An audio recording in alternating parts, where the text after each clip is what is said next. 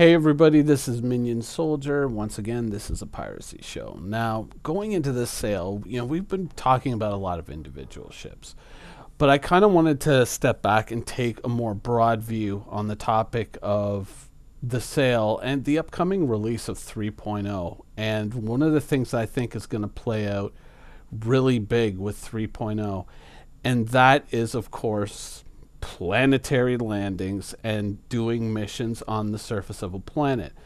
Now, a lot of times when we're looking at ships, the hot new ship, whatever it ends up being, or this, that, and the other thing, they always get a lot of attention. But in older versions of Star Citizen that we saw, we were always told in the very beginning that when you get to a planet, you're going to move in, you're going to talk to air traffic control, and they're going to kind of auto land you, and then you're going to go down to a city with a different area. And that was kind of the limit of what Star Citizen was going to be in the very beginning. But then, of course, this happened, and all of a sudden they were, instead of building kind of like play areas, almost in a way a little bit similar to what you might see in the Old Republic, where you kind of go down to a planet, there's a landing area, and then there's areas to explore beyond that, but you can only go so far. Now we're getting the whole world, we're getting the whole broad area to deal with. And when that opened up, when that really became a big thing, I think that having the ability to deploy a ground vehicle became that much more important. It became something that much more worthy of consideration. One of the things to consider when you're looking forward and looking at the sale is, do I have options? Now, when you look at a big, broad planet like this, and you think about, okay, let's say I get a mission to go to this planet. It's a lucrative mission. It's worth doing. Do I have the tools available to me, either through myself or through a friend, to complete this mission, to complete these objectives, and to do so in a reasonable amount of time? And I think that's where ground vehicles really started to kind of come into their own and become more of like, oh, it's going to have a rover, but we don't know what the rover is going to be like. Or, you had the little buggy in your hangar and you would be running around taking jumps with it, but how important was it really going to be in the real world? Anyone could guess. And then, we of course got the Pathfinder demo, and we got the demo right before that where they go to the pirate base, and when we first saw Levski. And that kind of gave us a lot more of a firmer grasp on how these things could play out in the future and the role that ground vehicles would play. And certainly looking at ships, we've looked at the Connie and said, well, the Connie can deploy a rover. We've looked at the Caterpillar and say, well, the Caterpillar can deploy basically like a squad of Dragonflies, 2 men per bike. So maybe you can get 10 people moving around on space bikes, something like that.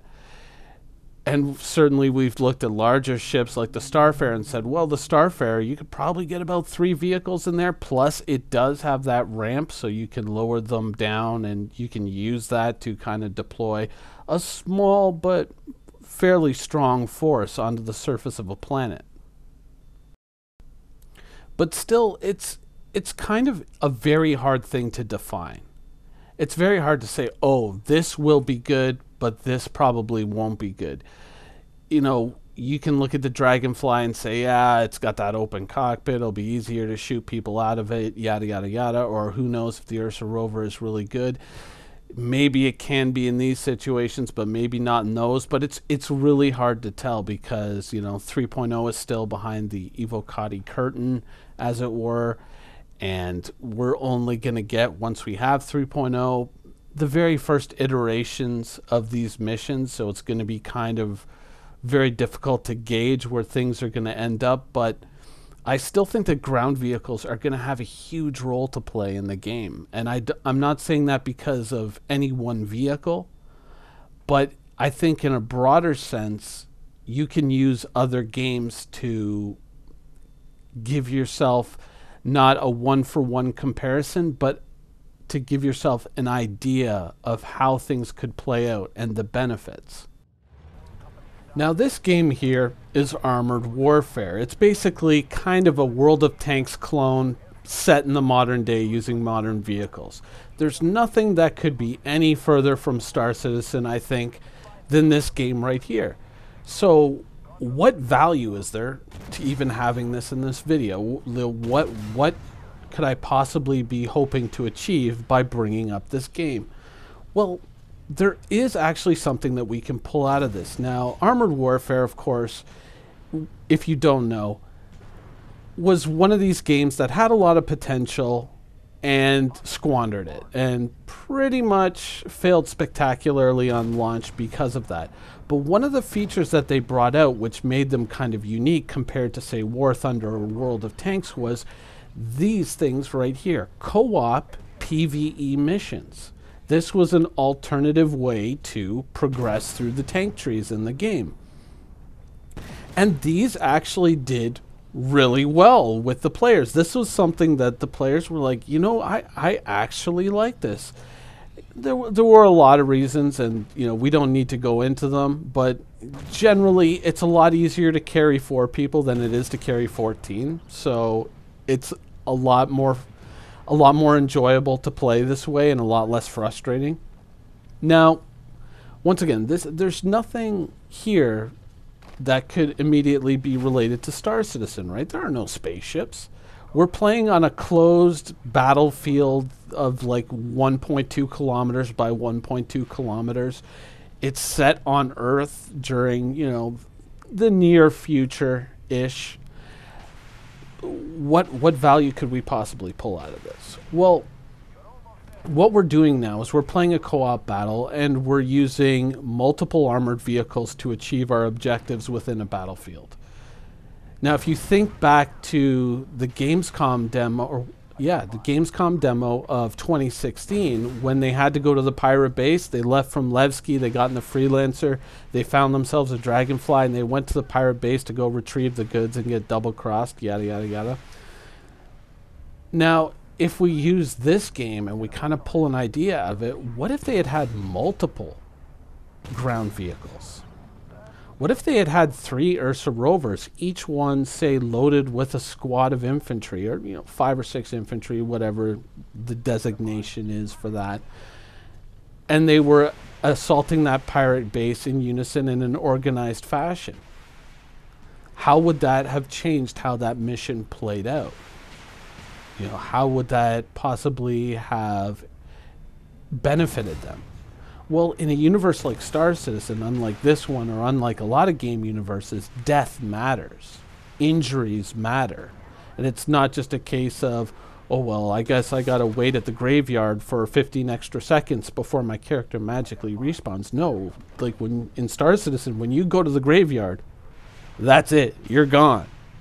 So using this as kind of an idea, what if they did this? What if they brought multiple armor vehicles down to the ground? And so when you're looking at the anniversary sale, all of a sudden this kind of comes together, and you go, well, you know, that Starfarer is kind of a good idea, because that way I could deploy 3 possibly, or at least 2 Ursa Rovers down to the surface of the planet. I got a ramp. I can load up all my friends on there, and that way when we're doing missions, we've got a little bit more muscle when we're out there. We got a little bit more safety, a little bit more protection. And so the risks to our characters are less.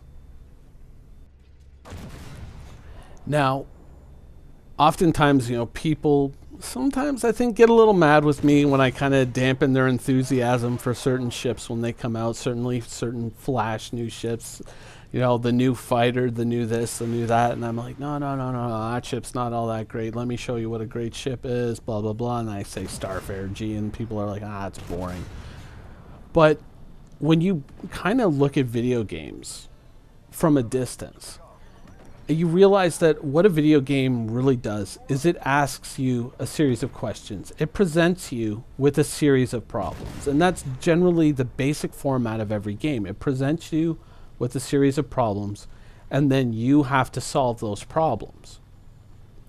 Now, if you look at, say, a Starfarer G, and you think, okay, the problem is, how do I make money? How do I make money to sustain myself in the Star Citizen universe? And then let's look at the Starfarer G as a possible solution.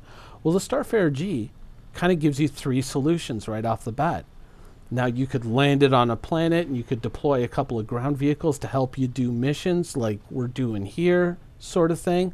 And though having those ground vehicles would help us protect our characters and maybe better achieve the objectives of the mission. Plus we have cargo hauling capacity, so if we retrieve anything from there that we can use to sell on, we have that. But we can also solve that problem another way. We can solve the problem of how do I make money by going out and refining fuel and selling it to other players. Or we can solve that problem by going out and hauling cargo and just making our money that way. The Starfarer gives you a lot of different ways to solve that problem, whereas, say, just buying a straight-up fighter, not so much. Now, coming all the way back to Star Citizen, if you look at the ships that are available in the anniversary sale, and you don't look at them as just like a physical way to propel your character forward through the universe, but if you look at them in a metaphorical way as a way to propel your character's career and their earnings and their net worth forward in the Star Citizen universe, if you really look at ships with that critical eye, I think that going into the sale, irregardless of what you choose to buy, you're going to be a lot happier with that end result than you would have been if you just said, oh, the ship is flashy, it's new, oh, I got to get it.